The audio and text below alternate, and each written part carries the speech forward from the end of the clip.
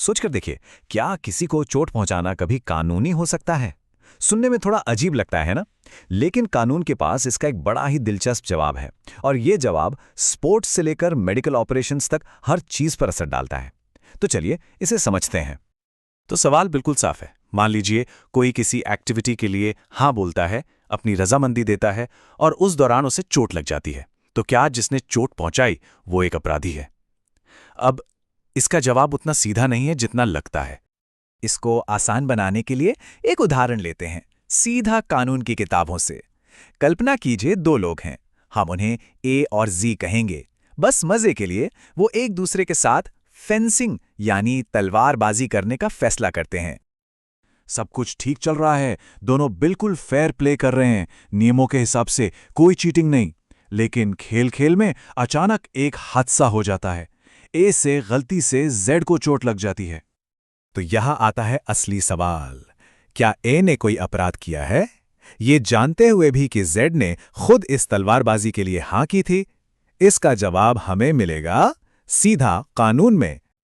Okay, तो चलिए इस पहेली को सुलझाते हैं। इसका जवाब छिपा है भारतीय न्याय संहिता, या जिसे हम बीएनएस कहते हैं, उसके सेक्शन 25 में।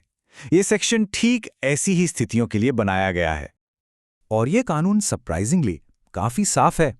ये सीधे सीधे कहता है कि अगर किसी 18 साल से ज्यादा उम्र के इंसान को कोई चोट लगती है और उसने उस चोट के जोखिम के लिए अपनी मर्जी दी हो, तो उसे अपराध नहीं माना जाएगा। लेकिन हां, यहां एक लेकिन है, कुछ शर्तें हैं जो पूरी होनी चाहिए। तो आखिर ये काम कैसे करता है?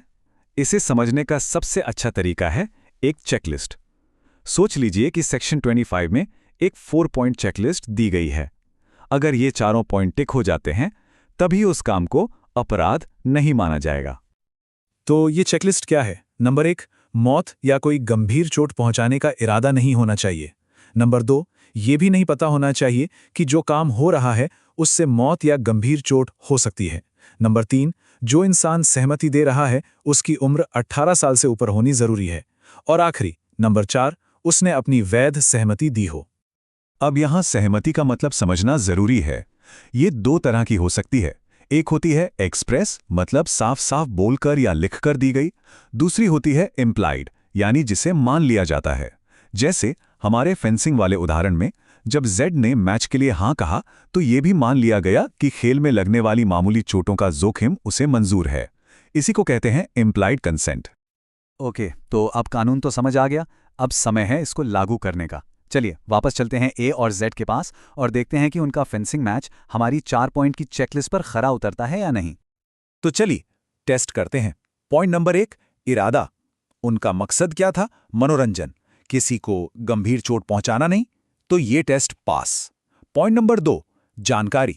वो ईमानदारी से खेल रहे थे, इसलिए गंभीर चोट की संभावना कम थी। तो ये भी पास। पॉइंट नंबर 3, उम्र। हम यही मानेंगे कि दोनों वयस्क थे, 18 से ऊपर। तो ये भी पास।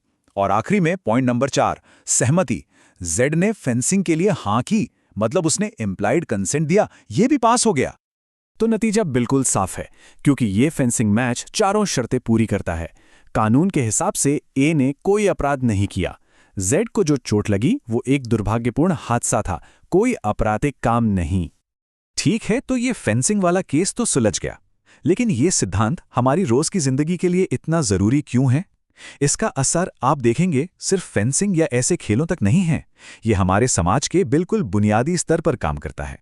सोचिए, अगर ये कानून न होता तो रग्बी, बॉक्सिंग, कबड्डी जैसे कॉन्टैक्ट स्पोर्ट्स तो हो ही नहीं पाते। हर सर्जन जो एक जिंदगी बचाने वाला ऑपरेशन करता है, उस पर हमले का केस हो सकता था, भले ही मरीज ने सहमति दी हो। तो ये कानून व्यक्तिगत स्वायत्ता के विचार को बचाता है, मतलब एक वयस्क अपने शरीर से जुड़े जोखिम लेने के लिए आजाद है। तो असल में सेक्शन 25 व्यक्तिगत स्वतंत्रता और सार्वजनिक सुरक्षा के बीच एक संतुलन बनाता है। लेकिन यह हमें एक और भी गहरे सवाल के पास छोड़ जाता है। आखिर सहमति की हद, उसकी सीमा कहाँ खत्म होती है? क्या कोई इंसान सच में किसी भी हद तक के नुकसान के लिए हाँ कह सकता है? ये एक ऐसा सवाल है जो सिर्फ कानून का नहीं, बल्कि नैतिकता का भी है।